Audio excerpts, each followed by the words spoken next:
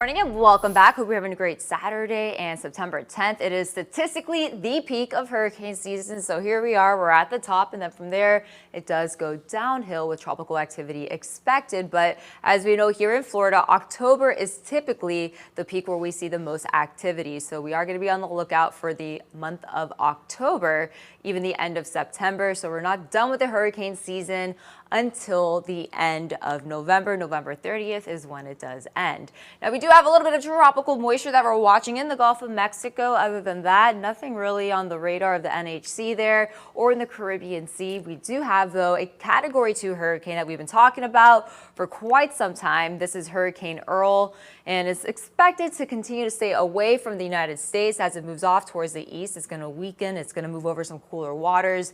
There is where it will lose some of its strength. And then off the coast of Africa, we're expecting another wave to emerge over the next several days. It's going to track westward, but we have a lot of high pressure in the Atlantic waters, a lot of dry air, a lot of shear.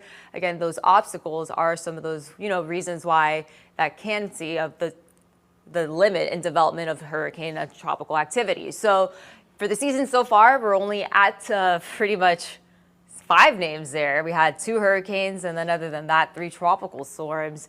And after Earl, it looks like it's going to be pretty quiet, at least as we wrap up the month of September for now. Of course, obviously something we're always going to be watching. Taylor?